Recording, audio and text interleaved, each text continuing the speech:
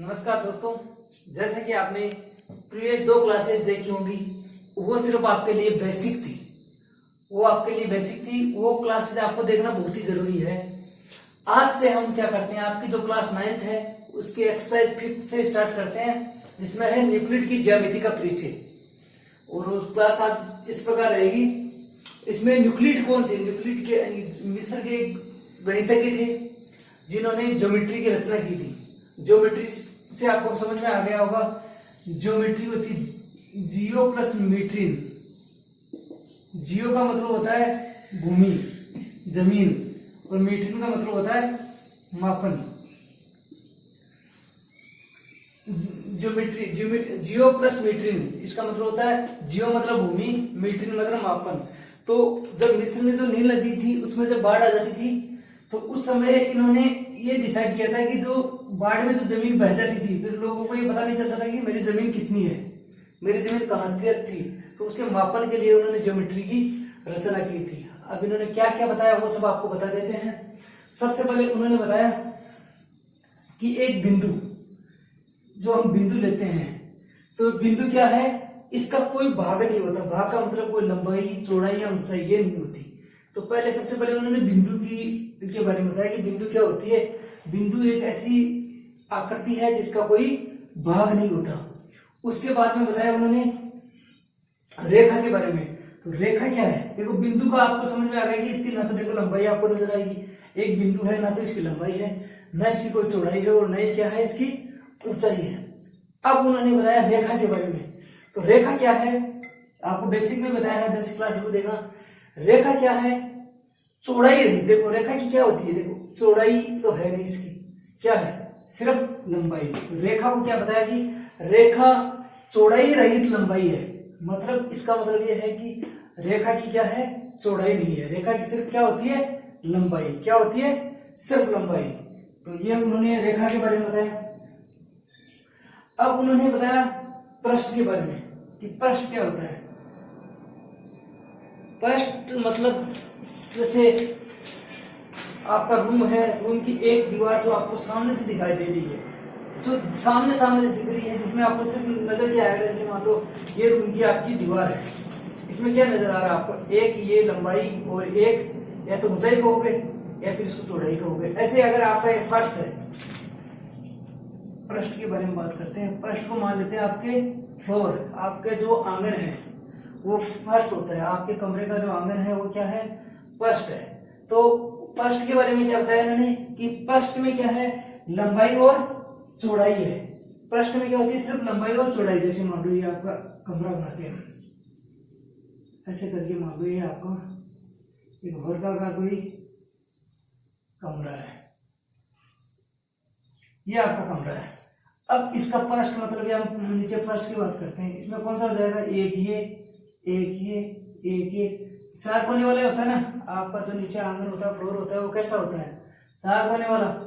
तो इसमें क्या हो गया, आपको क्या नजर आती है, नीचे एक लंबाई नजर आती है दोनों तरफ, और एक दोनों तरफ क्या नजर आती है, आपको चौड़ाई नजर आती है। तो पृष्ठ में क्या हो गया, एक लंबाई होती है और एक चौड़ाई। लंबाई और चौड़ाई का मेल ही पृष्ठ है, इसमें आप ऊंचाई नहीं कह सकते। देखो इस आपके आंगन की कोई ऊंचाई होती है, नहीं होती। क्या होती है आंगन में, सिर्फ लंबाई और चौड़ाई। तो उन्होंने क्या बताया कि एक प्लेन सरफेस है या एक जो समतल पृष्ठ है, वो उसमें क्या है, केवल लंबाई और चौड़ाई होती है। क्या होती है, केवल लंबाई और चौड़ाई, ऊंचाई नहीं होती। एक समतल पृष्ठ में क्या होती है, सिर्फ लंबाई और चौड़ाई। क्या होती है, लंबाई और चौड़ाई। अब हम आगे बढ़ते हैं और इसके किनारों के बारे में क्या बताया था। किनारे क्या हो जाएगा, देखो ये आपका जो आंगन है, इसको इसमें इस दीवार से मिल रहा है, इधर वाला देखो इस दीवार से मिल रहा है, ये वाला इस दीवार से मिल रहा है, ये वाला इस दीवार से मिल रहा है। तो ये आपको क्या नजर आती है, एक लाइन नजर आती है ना। तो दूसरी बात इन्होंने कही कि जो पृष्ठ के जो किनारे हैं वो क्या होती है, रेखाएं होती है। क्या होती है, रेखाएं या लाइन होती है। देखो ये आपको एक रेखा नजर आती है, एक रेखा नजर आती है, ये भी क्या एक नजर आ रही है, रेखा। इस क्लास में क्या है, ज्यादातर क्या है, आपको लैंग्वेज मिलेगी, समझ ज्यादा, मतलब आपको एक लैंग्वेज में पूरी क्लास दे रखी है। आगे से क्लास की जो एग्जैक्ट जो मैथ्स होती है वो आगे से स्टार्ट होगी, अगले 6 एक्सरसाइज से। अभी इसमें क्या है, ज्यादा लैंग्वेज दे रखी है ताकि आपको इनिशियल समझ में आ जाए। अब उसने बताया कि मान लो कोई दो वस्तु है, एक वस्तु यह है और दूसरी वस्तु यह है। अगर ये बोला जाए कि ये वाली वस्तु इस वाली वस्तु के बराबर है और ये भी बोला जाए कि ये वाली वस्तु भी इस वाली वस्तु के बराबर है, ये बोला जाए कि ये वस्तु इसके बराबर है और ये वाली वस्तु भी इसके बराबर है, तो इसने बताया कि अगर दो वस्तुएं किसी तीसरी वस्तु के बराबर हो, ये वाली वस्तु और ये वाली वस्तु, तीसरी वस्तु ये है, एक वस्तु ये थी, एक ये है और तीसरी वस्तु कौन सी है, ये है। अगर दो वस्तुएं किसी तीसरी वस्तु के बराबर हों तो ये वस्तुएं आपस में क्या होंगी, बराबर होंगी। कौन सी, अगर वस्तु एक और वस्तु दो अगर तीन के बराबर है, तीसरी वाली वस्तु के बराबर है, तो एक वस्तु एक और वस्तु दो भी आपस में क्या होंगी, बराबर। न्यूटन ने बताया कि अगर दो वस्तुएं, दो अलग अलग वस्तुएं किसी तीसरी वस्तु के बराबर हो, ये अलग है, ये अलग है, इसके बराबर है, ये इसके बराबर है, ये भी इसके बराबर है, तो दोनों वस्तुएं आपस में क्या होंगी, बराबर। क्या होंगी, बराबर। यह किसने बताया, यूक्लिड ने बताया। आपको पता है, आपको कहा जाए, देखो अब ऐसे एग्जांपल तो नहीं, 10 है, किसके बराबर होंगे, 10 ही के बराबर हो सकते हैं, और किसके बराबर हो सकते हैं, नहीं हो सकते। ये दूसरा 10 है, ये भी किसके बराबर होगा, 10 के बराबर होगा, तो तीनों 10 आपस में क्या होंगे, बराबर। तो यही बोला कि एक वस्तु अगर किसी, ये हम 10 लेंगे तो अजीब सा लग रहा है, लेकिन हम वस्तु से लेंगे तो हमें सही समझ में आ रहा है कि एक वस्तु अगर इस वस्तु के बराबर है, दूसरी वस्तु भी इसके बराबर है, तो ये और ये वस्तु दोनों आपस में क्या है, बराबर है। क्या है, बराबर। अब उसने बताया अगर दो बराबर वस्तु है, कोई भी दो बराबर वस्तु है, मान लो एक वस्तु यह है और एक वस्तु यह है, दोनों वस्तु आपस में बराबर है, और एक वस्तु यह है और एक वस्तु यह है, यह भी दोनों आपस में बराबर है, तो इसने बोला कि दो बराबर वस्तुओं में, एक और दो, तीन और चार, एक और दो बराबर है, तीन और चार आपस में बराबर है। अगर बोला कि दो बराबर वस्तुओं में अगर दो बराबर वस्तुएं जोड़ी जाएं, क्या करी जाए, जोड़ी जाएं, तो जो रिजल्ट आएगा, जो रिजल्ट निकल के आएगा, वो भी आपस में क्या होगा, वो भी आपस में क्या होगा, बराबर होगा। ये वस्तु और ये वस्तु जोड़ के मान लो कोई ये वस्तु बनती है और इससे ये वस्तु बनती है, तो ये वस्तु भी आपस में क्या होंगी, बराबर है। हम मैथ्स का एग्जांपल देते हैं, ये मान लो कितना है, 5, 5 के बराबर क्या होगा, सिर्फ 5 होगा। एक दूसरी संख्या 3 है, इसके बराबर क्या होगा, 3 है। देखो ये दोनों बराबर वस्तुएं हैं, ये दोनों बराबर वस्तुएं हैं, ये नहीं कह रहे हैं कि भाई ये इसके बराबर है, ये दोनों आपस में बराबर है, ये दोनों आपस में बराबर है। अगर बराबर वस्तुओं में बराबर जोड़ा जाए, ये दोनों बराबर है, ये जोड़ी जाए, तो उत्तर जो आएगा वो कितना होगा, बराबर होगा। कितना होगा, बराबर। आपको पता है 8, 8 के बराबर हो गया होगा। तो ये कहना चाह रहा है कि अगर दो वस्तुएं आपस में बराबर हैं, उसमें दो बराबर वस्तु, ये दोनों वस्तुएं आपस में बराबर है, इनको अगर इनमें जोड़ा जाता है तो जो रिजल्ट आएगा वो भी आपस में क्या होगा, बराबर। क्या होगा, आपस में बराबर। अब बताओ कि अब उन्होंने बताया कि दो बराबर वस्तुओं में अगर बराबर वस्तुओं को घटाया जाए, क्या किया जाए, घटाया जाए।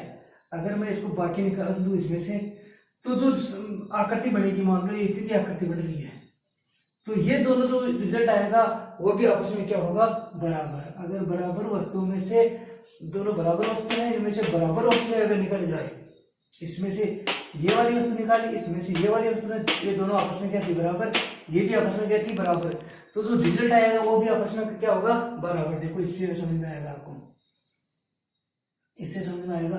5 में से 3, 5 आपस में बराबर है, 3 आपस में बराबर है। 5 में से 3 गए, कितने बच गए, 2। इस 5 में से 3 गए, कितने बच गए, 2। और 2 हमेशा 2 की क्या होता है, बराबर। 2 हमेशा के 2 की क्या होता है, बराबर। अब उसने कहा कि बराबर वस्तुओं के दुगुने आपस में बराबर होते हैं, ये दोनों बराबर हैं, और इसका दुगुना कितना हो जाएगा, मान लो इतनी बड़ी आकृति हो जाएगी, और इसका भी दुगुना कितना हो जाएगा, इतनी बड़ी हो जाएगी। अगर ये दोनों आपस में बराबर हैं, इनका हम दुगुना करते हैं, इसका भी दुगुना करते हैं, यानी इसको भी डबल करते हैं और इसको भी डबल करते हैं, तो जो रिजल्ट आता है वो क्या होगा, बराबर। अब इसी एग्जांपल से ये भी समझ लेते हैं, इसका दुगुना करते हैं और इसका भी दुगुना करते हैं, कितना हो गया, 5 दूनी 10, 5 दूनी 10। दोनों आपस में क्या है? बराबर। तो बराबर वस्तुओं के दुगुने भी बराबर होते हैं और बराबर वस्तुओं के आधे भी क्या हो जाएंगे? बराबर। बराबर वस्तु के अगर आधे करेंगे तो भी बराबर हो जाएंगे। आपको पता है 5 6 ले लेते हैं क्योंकि फिर काटेंगे तो 6 बराबर से दोनों आपस में बराबर हैं। इनके आधे कितना होगा? इसके कितना हो जाएगा? 3। इसका आधे कितना हो जाएगा? 3। ये भी दोनों आपस में क्या है? बराबर। तो इन्होंने बोला कि बराबर वस्तुओं के आधे भी आपस में क्या होते हैं? बराबर। क्या होते हैं? बराबर।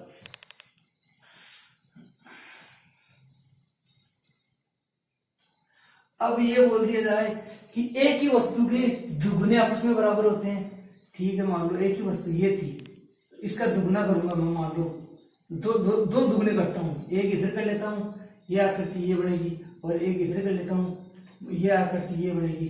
तो ये दोनों आकृतियां भी आपस में क्या होंगी? बराबर। समझाता हूँ आपको मैथ्स के हिसाब से, ऐसे नहीं समझ में आएगा। आपको 5 वाले एग्जाम्पल से समझा देता हूँ।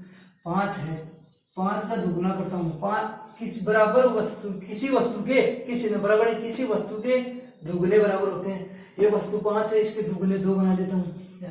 ये कितना हो गया? 10। इधर एक दुगुना कितना हो जाएगा? 10। 10 हमेशा 10 की क्या होगा? बराबर। तो किसी वस्तु के दुगुने आपस में बराबर होते हैं। किसी वस्तु के आधे, आधे कर लेते हैं। एक वस्तु ये है, इसका अगर आधा करूंगा तो एक ये आकृति बनेगी और एक ये आकृति बनेगी। ये दोनों भी क्या हो जाएगी? आपस में बराबर। देखो इसका आधा किया मैंने, ये और ये भी आपस में क्या होगी? बराबर। कैसे? ये आपके 6 थे, 6 का आधा कितना हो जाएगा? 3। एक आधा कितना हो जाएगा? 3। दोनों आपस में क्या है? बराबर। दोनों आपस में क्या है? बराबर। तो बराबर वस्तुओं के नहीं, वो एक वस्तु के आधे आपस में बराबर होते हैं। एक वस्तु का दुगुना भी आपस में क्या होते हैं? बराबर होते हैं। एक वस्तु के आधे आपस में बराबर होते हैं और एक ही वस्तु के दुगुने आपस में बराबर होते हैं। अब बात करते हैं, मेन स्टार्ट हो गया इनका ज्योमेट्री का जो मेन चीज है। तो न्यूक्लियर ने क्या बताया कि एक बिंदु से अनंत रेखाएं गुजर सकती है। जैसे एक बिंदु यह है, इससे एक रेखा ये गुजर गई, एक रेखा ये गुजर गई, एक रेखा ये गुजर गई, एक रेखा ये गुजर गई। मतलब एक बिंदु से अनंत रेखाएं गुजर सकती है। कितनी? अनंत। आप कितनी भी लाइन खींच सकते हो, आप इसके लो और इस बिंदु के ऊपर से कितनी भी लाइन खींच सकते हो। तो एक बिंदु से क्या होता है? एक बिंदु से अनंत से बिंदु लिख देता हूं, ऐसे तो दिखेगा नहीं आपको। बिंदु से अनंत, अनंत रेखाएं गुजर सकती है। क्या हो सकती है? अनंत रेखाएं गुजर सकती है। एक बिंदु से अनंत रेखाएं गुजर सकती है। लेकिन दो बिंदुओं से, एक बिंदु यहां है, एक बिंदु यहां है। आपको कहा कि दो बिंदुओं से कितनी सीधी रेखाएं गुजर सकती है। तो आप कोशिश करोगे, एक तो मान लो ये करती कि एक इधर से निकली और यहां तक निकली। एक बिंदु ये था, एक बिंदु बी था। अब आप सोचे दूसरी ओर निकाले। अब जो दूसरी निकालोगे कैसे निकालोगे? आप कोशिश तो बहुत करोगे कि मैं इधर से निकाल दूं, लेकिन इधर से निकालते क्या हो गई? ये सीधी रेखा नहीं रही। तो सीधी रेखा कितनी निकलेगी इससे? सीधी रेखा मात्र कितनी निकलेगी? एक। बाकी तो सीधी रेखा इसके ऊपर से निकाल सकते हो आप, इसके अलावा कोई नहीं निकाल सकते। तो दो बिंदुओं से केवल और केवल दो बिंदुओं से केवल और केवल कितनी रेखा निकल सकती है? एक रेखा। कितनी? एक रेखा निकल सकती है या गुजर सकती है। दो बिंदुओं से केवल और केवल एक सीधी रेखा, सीधी रेखा गुजर सकती है। दो बिंदुओं से केवल और केवल एक सीधी रेखा गुजर सकती है। अब न्यूक्लियर ने बताया, ये लिखते रहना आप, या वीडियो को पॉज करके देखते रहना। वीडियो पॉज कर लेना, फिर देखते रहना इनको। और जो बातें समझ में नहीं आए फिर वीडियो रोक के फिर दोबारा देखना। वैसे समझाने के लिए इसमें गुंजाइश छोटी नहीं है। आपको बताया कि दो बिंदुओं से सिर्फ और सिर्फ कितनी? एक रेखा गुजरेगी सीधी। बाकी तो आप टेढ़ी तो ऐसे कितनी गुजार दो, ऐसे घुमा लो, ऐसे घुमा लो, लेकिन सीधी रेखा क्या होगी? सिर्फ और सिर्फ एक गुजरेगी। कितनी गुजरेगी? एक। अब न्यूक्लियर ने बताया कि दो कितने भी संपूर्ण, दो नहीं कितने भी संपूर्ण होंगे, वो आपस में क्या होते हैं, बराबर। अगर एक समकोण समझाता हूँ, समकोण क्या होता है, ऐसा कोण जिसका मान कितना हो 90 डिग्री, ऐसा कोण जिसका मान कितना हो 90 डिग्री, तो वो क्या होते हैं, समकोण। अब ये समकोण चाहे आप इतना छोटा बना लो, चाहे आप इतना बड़ा बना लो, चाहे आप इससे और छोटा बना लो या और छोटा बना लो या और बीच में बना लो। अब जितने भी ये कोण है, ये अगर समकोण है तो इन सबका मान कितना है, 90 डिग्री। कितना है, 90 डिग्री। कितना है, 90 डिग्री। तो डिफरेंट क्या होता है कि सभी समकोण आपस में क्या होते हैं, बराबर। देखो आप इस आकृति में मत जाओ, आप इस एंगल की बात करें, कोण की बात करें, कोण कितने डिग्री है, सारे 90 डिग्री। कितने डिग्री है, 90 डिग्री। तो सभी समकोण आपस में क्या है, बराबर होते हैं। क्या होते हैं, बराबर। कोई डाउट है तो बताओ। अब कल बताया था आपको, मानो ऐसे समांतर रेखाएं बताई थी। समांतर रेखाएं क्या बताई थी आपको, ऐसी रेखाएं जो आपस में एक दूसरे को ना काटे। क्या होती है, जो एक दूसरे को ना काटे। लेकिन अगर कोई ऐसी दो रेखाएं हैं, एक रेखा ये है और एक रेखा ये है, अगर इसको एक ऐसी तिर्यक रेखा काटे तो जो अंदर कोण बनते हैं वहां पर 1 2 3 4 5 6 7 और 8, जो अंदर वाले कोण होते हैं उनको क्या बोलते हैं, अंतः कोण। बाहर वाले बहिष कोण। अंदर वाले जो कोण है, जो इस रेखा के एक साइड, इस साइड के और इस साइड के अलग साइड हो गई ना। देखो ये रेखा के एक लेफ्ट साइड में हो गया और दो किधर हो गए, लेफ्ट साइड में हो गया, दो किधर हो गए, राइट साइड में। दो साइड हो गई, एक लेफ्ट और एक राइट। एक इसकी मान लेफ्ट होगी और एक इसकी होगी राइट साइड। अब ये करते हैं हम, देखो अगर इन दोनों कोणों का योग कोण 3 प्लस कोण 6, अगर इनका मान 180 डिग्री से कम है,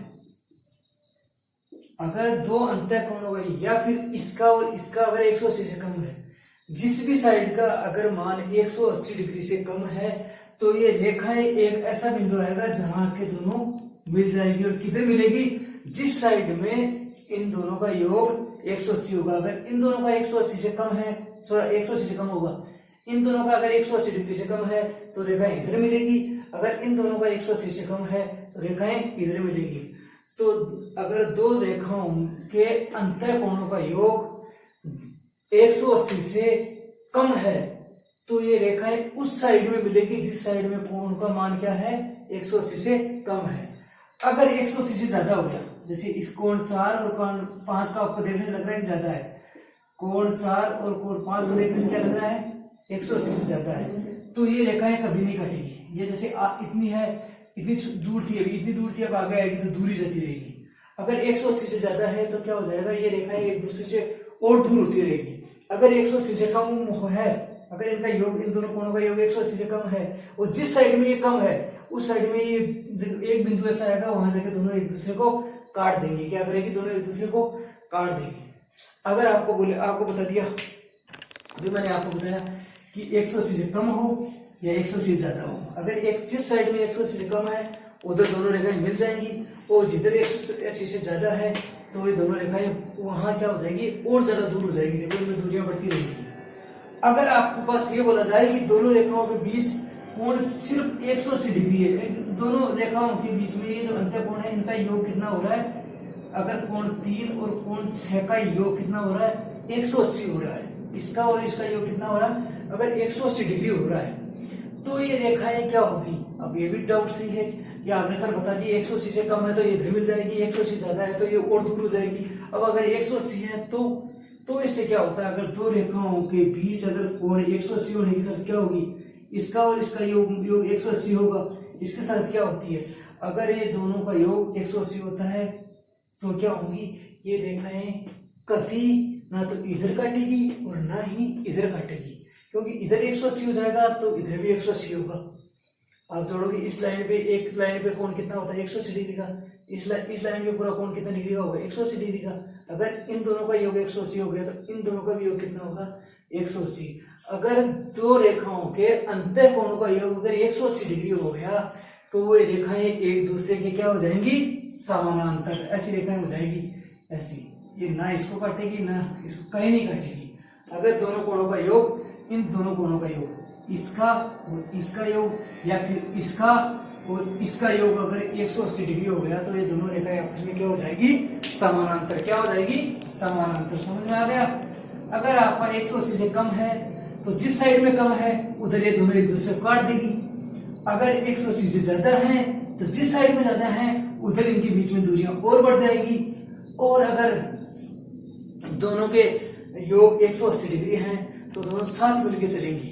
यानी अगर कम हो गए दोनों का तो दोनों आगे लड़ लेगी। दोनों में अगर अंतर ज्यादा हो गया तो दोनों और दूर हो जाएंगी। अगर दोनों में योग बराबर रहा, 180 रहा, तो दोनों बराबर चलेगी। ये कहीं आपस में लड़ेगी नहीं, यानी एक दूसरे को काटेंगे नहीं। तो जो काटती नहीं है उनको क्या बोलते हैं, समानांतर रेखाएं। अगर दो रेखाएं एक दूसरे को नहीं काट रही हैं तो क्या है, समानांतर रेखाएं।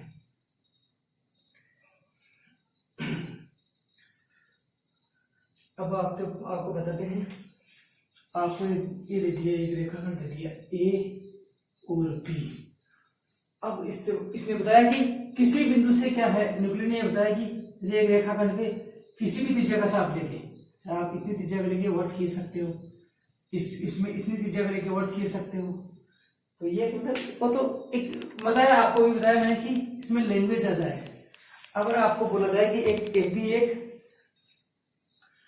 बी एक रेखाखंड है, इसमें आप चाप लीजिए इतना ही। जैसे ये देखो कितना है ए बी, जितना इसकी लंबाई है ना उतना ही चाप लो, ले लिया। और एक चाप काट दो ऐसे ऊपर, एक इधर काट दिया। अब एक आप क्या करोगे, खींच मत रहे, वायर खींच रहा है। एक दूसरा क्या है, आपने इधर से लिया, सेम लंबाई बराबर है, इधर से नापो चाहे इधर से नापो, तो क्या हो जाएगा, ये क्या हो गई, एक चाप यहाँ काट दिया। देखो आपके दो चाप कटे, एक चाप ये कट गया और दूसरा चाप क्या कट गया आपका, ये वाला कट गया। अगर इन दोनों चापों को मिलाओ, सॉरी तो टेढ़ा मिल गया, इसको इससे मिलाओगे और इसको इससे मिलाओगे तो बनने वाली जो त्रिभुज क्या करती है, मान लो यहाँ बिंदु क्या है सी, तो वो त्रिभुज क्या होगा, हमेशा संभव त्रिभुज। कैसे देखो, ये जितनी लंबाई थी उतनी लंबाई ये है, क्योंकि एक ही त्रिज्या के चाप है। देखो एक ही वर्त की त्रिज्या है, ये बोल सकते हो आप। जितनी लंबाई ये थी उतनी लंबाई क्या है, ये वाली है।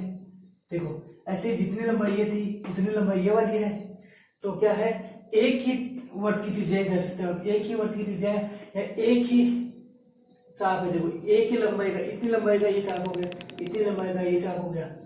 तो ये क्या हो गया, अगर ये है इसके बराबर और ये वाली है इसके बराबर, तो तीनों आपस में क्या है, बराबर। और ऐसा त्रिभुज जिसकी तीनों भुजाएं बराबर हो वो क्या होता है, समबाहु त्रिभुज। अगर आपको कहे कि एक त्रिज्या लो, ये आपने मान लो इतनी त्रिज्या लो और इससे वर्त बनाओ, ये ऐसे लेके आपने वर्त की बना दिया ये। अब कहा सेम त्रिज्या के और वर्त बनाओ। अब कितने भी वर्त बनाओ, सारे वर्त क्या होंगे, सारे वर्त क्या होंगे,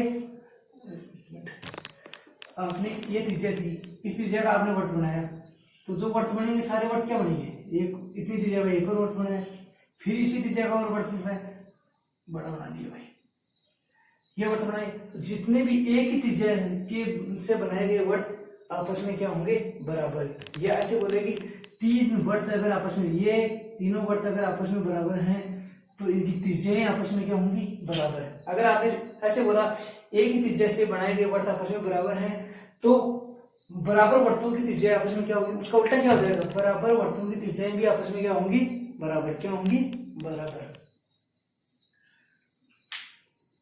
आपको किसने दे रखा होगा, दो वर्त आपस में बराबर हैं तो उनकी त्रिज्याएं क्या होगी, क्या होंगी, बराबर। समबाहु त्रिभुज का आपको समझ में आ गया।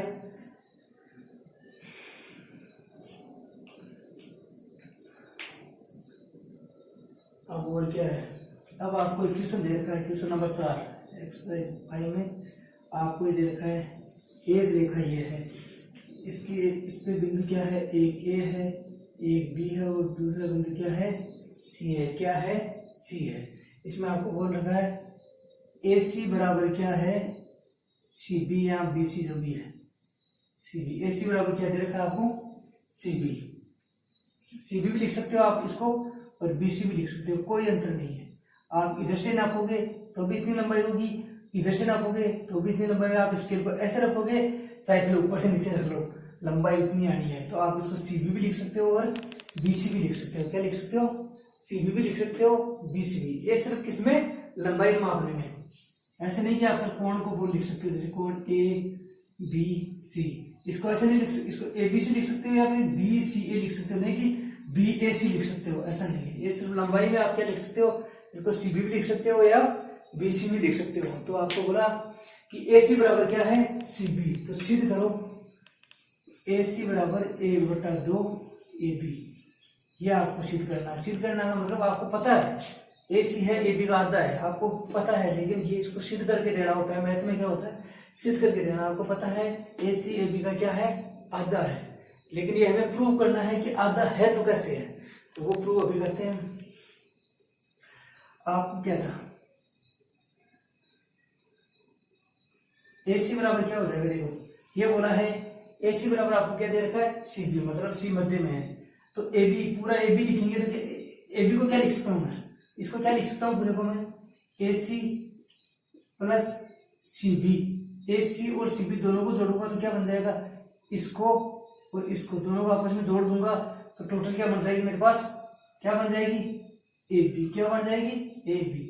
देखो इतना पोर्शन और इतना पोर्शन को मैं जोड़ूंगा तो पूरी लंबे वाली लाइन बन जाएगी। ए सी प्लस सी बी बराबर क्या बन गया? A B. अब देखो ए सी अपनी जगह है, हमें ए सी सिद्ध करना है। मैं सी बी को क्या लिख सकता हूँ? सी बी किसके बराबर है? ए सी के बराबर। तो सी बी की जगह मैं क्या लिख सकता हूँ? ए सी लिख सकता हूँ। बराबर क्या हो गया? A B. ए सी एक ए सी है, ए के है, तो कितने ए सी हो गए? 2 ए सी बराबर कितना हो गया? A B. अब 2 यहाँ क्या है? गुणा में होता है। ऐसी कोई भी संख्या होती है, अगर आपको 2 ए बी लिखा है, 2 ए लिखा है, 5 सी लिखा है, तो ये मतलब आपस में क्या होते हैं? गुणा। क्या होते हैं? गुणा। अब जो इधर गुणा होता है वो इधर आके किसमें हो जाता है? भाग में। अगर इधर कोई संख्या भाग में है तो इधर आते गुणा में हो जाएगी। इधर जो प्लस में है वो इधर आते किसमें हो जाएगी? माइनस में हो जाएगी। और अगर इधर माइनस में है तो इधर आते किसमें हो जाएगी? प्लस में। सेम इधर से उधर ले जाने में भी सेम रूल अप्लाई होगा। यहाँ 2 ए सी है, मतलब 2 गुणा ए सी है, तो ए सी बराबर कितना हो जाएगा? 2 गुणा में इधर आते किसमें हो जाएंगे? भाग में। और ऊपर क्या है? आप लिख सकते हो ए बी बटा 2। क्या लिख सकते हो? ए बी बटा 2। इसको क्या लिख सकते हैं? ये इसका मतलब क्या है? 1/2 गुणा ए बी। हमें सिद्ध करना था ना, 1/2 गुणा ए बी। ये ए बी मतलब ए बी को 1 से गुणा करोगे कोई रिजल्ट आएगा? किसी भी चीज को 1 से गुणा करोगे, सिर्फ 0 को छोड़ के, बाकी किसी भी संख्या को 1 से गुणा करोगे, ए बी से गुणा कर दो, 1 को चाहे 5 से गुणा कर दो, 1 को चाहे 6 से गुणा कर दो, सबका रिजल्ट क्या होगा?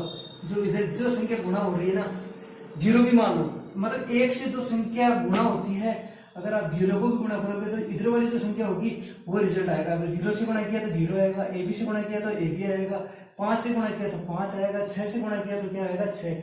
मतलब 1 से जो संख्या गुणा होती है हमेशा रिजल्ट वही आता है जो संख्या गुणा होती है। तो इसको क्या लिखा? 2 ए सी बराबर क्या था? A B. तो ए सी बराबर क्या हो गया? 1/2 ए बी। अब दोबारा समझा देता हूँ। आपको दे रखा था कि ए सी और सी बी आपस में क्या है? बराबर। और सिद्ध करना आपको ए सी बराबर 1/2 ए बी। क्या करना है? ए सी बराबर 1/2 ए बी, ये सिद्ध करना है। तो मैंने लिखा कि ए सी और सी बी को जोड़ने पर क्या आना चाहिए? A B. ए सी को और सी बी को आपस में जोड़ा तो पूरी लाइन बन गई ए बी। अब मैंने कुछ नहीं किया, जो सी बी था ये किसके बराबर है? ए सी के बराबर। सी बी की जगह मैंने क्या लिख दिया? ए सी। एक ए सी और एक ए सी, कितने ए सी हो गए? 2 ए सी। अब 2 यहाँ गुणा में, इधर आती किसमें हो गया? भाग में। और इसको मैंने बताया कि कैसे लिख सकते हैं? 1/2 गुणा ए बी। ये आपका सिद्ध हो गया। इस प्रकार की ये प्रमेय सिद्ध हो गई।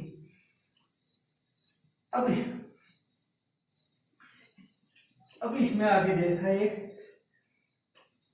एक रेखाखंड दे रखा है, ए बी सी और डी। 4 बिंदु है इसमें। कितने हैं? 4 बिंदु। और इसमें आपको दे रखा है कि इसमें ए सी बराबर क्या है? ए सी बराबर बी डी है। ए सी बराबर क्या है? B D. क्या है? ए सी बराबर क्या है? B D. तो आपको सिद्ध करना है, आपको सिद्ध क्या करना है? ए बी के बराबर क्या है? ए बी बराबर क्या है? C D. क्या करना है सिद्ध? ए बी बराबर क्या है? C D. ये आपको क्या करना है? ज्ञात करना है कि ऐसा लाओ कि ए बी सी डी के बराबर हो जाए। आपको ए सी वाली, ए सी पूरा, ए सी कौन सा आ गया? यहाँ से लेके यहाँ तक का, और BD कौन सा आ गया, यहाँ से लेकर B तक का। ये दोनों आपस में क्या है, ये वाला और ये वाला दोनों आपस में क्या है, बराबर। चलो आपको दे रखा है क्या, AC बराबर BD। आपको क्या, आप जब क्वेश्चन करोगे तो क्या होगा, दिया हुआ है, क्या है, दिया हुआ है, ठीक है। AC को मैं क्या लिख सकता हूँ, पूरे AC को लिखने के लिए भी पिछला क्वेश्चन बताया था, उसमें क्या लिखाया था, AB प्लस BC लिख सकता हूँ। AB और BC को जोड़ूंगा तो पूरा AC बनेगा, इसको लिख दिया मैंने, AB प्लस BC बराबर BD यहाँ तक है, इसको क्या लिख सकता हूँ, BC प्लस CD, क्या लिख सकता हूँ, BC प्लस CD। देखो AC को क्या लिख सकता हूँ, AB प्लस BC, और BC को, इस BD को क्या लिख सकता हूँ, BC प्लस CD। तो ये पूरी लाइन बनाएगी, BC में अगर ये जोड़ूंगा तो पूरी लाइन बन जाएगी। इसी प्रकार AB में अगर BC जोड़ूंगा तो पूरा AC बन जाएगा। तो AC को मैंने लिख दिया AB प्लस BC, और BD को क्या लिख दिया, BC प्लस CD। AB अपनी जगह है बराबर, ये BC इधर प्लस का है, ये लिखते थे पहले इधर वाला, BC प्लस CD। अब आपको बताया था अभी थोड़ी देर पहले कि जो इधर प्लस का है वो इधर आते माइनस का हो जाएगा। ये BC प्लस का है, इधर आते किसका हो जाएगा, माइनस का BC। ये प्लस का BC है और ये माइनस का BC है, दोनों आपस में क्या हो जाएंगे, इसमें से जाएगा तो जीरो, क्या बचेगा, BC में से BC जाएगा क्या होगा, जीरो। बच क्या गया, AB बराबर CD। क्या, AB बराबर CD। एक बार दोबारा समझ देता हूँ इसको। आपको दे रखा है एक रेखाखंड जिसमें A B C और D बिंदु है। कौन कौन से, A B C और D। आपको ये भी दे रखा है कि AC है जो यहाँ से लेकर यहाँ तक किसके बराबर है, यहाँ से लेकर यहाँ तक के बराबर। AC बराबर क्या दे रखा है आपको, BD, ठीक है। आपको ज्ञात क्या करना है कि ये AB है, ये इस पोर्शन के बराबर है, ये इतना सा पोर्शन इस पोर्शन के बराबर है, बीच वाले को छोड़ दो, इस वाला इसके बराबर है, ये आपको सिद्ध करना है। तो मैंने आपको पहले जो बात दी वो मैंने लिख दिया, AC बराबर BD क्या है, दिया हुआ है। AC को मैं क्या लिख सकता हूँ, पूरे AC को, इसको भूल जाओ, इस AC को क्या लिख सकता हूँ, AB प्लस BC। मैंने क्या, AB प्लस BC, क्या किया मैंने, AB प्लस BC। इसी प्रकार इसको भूल जाओ, BD को क्या लिख सकता हूँ मैं, BC प्लस CD। क्या लिखा, BC प्लस CD। देखो BC इधर प्लस का है, इधर आते किसका हो गया, माइनस का, ये अपनी जगह है। BC में से BC जाएगा तो क्या होगा, जीरो। क्या बच गया यहाँ पे, सिर्फ CD। AB बराबर क्या हो गया, CD। तो दोस्तों इस प्रकार आपकी ये एक्सरसाइज 5 खत्म हुई। अगर फिर भी कोई क्वेश्चन का डाउट हो तो आप कमेंट में डाल देना, मैं आपको फिर उस पे, इस पर्टिकुलर क्वेश्चन पे भी क्लास लूंगा कि जो आपको नहीं समझ में आया। पहले ज्यादातर मैंने सारे बता दिए हैं, जो आपको नहीं समझ में आया वो फिर आपको मैं, आप कमेंट करोगे तो बताऊंगा। अब आप लोगों से रिक्वेस्ट ये है कि जिन बच्चों को इन क्लासों की जरूरत है, अगर आप मान लो इस क्लास के स्टूडेंट नहीं है, 9th के आपने देखा है, तो प्लीज उन बच्चों तक पहुंचाओ इसको, ताकि उनको इससे कुछ फायदा मिल सके। क्योंकि कुछ ऐसे बच्चे भी हैं जो ना कोचिंग क्लास ज्वाइन कर पा रहे हैं और नहीं, स्कूल तो वैसे ही कोरोना में रुकी हुई है, तो प्लीज उनके पास कोचिंग का कोर्स भी नहीं है, ऑनलाइन उनके पास पैसे नहीं है इतने कि वो कोर्स खरीद सके। तो प्लीज कम से कम उन लोगों तक आप पहुंचा दे, उन बच्चों तक आप पहुंचा दोगे, बस मेरा यही मकसद है। अब आज के लिए इतना ही क्लास, अब कल फिर मिलेंगे, तब तक के लिए नमस्कार।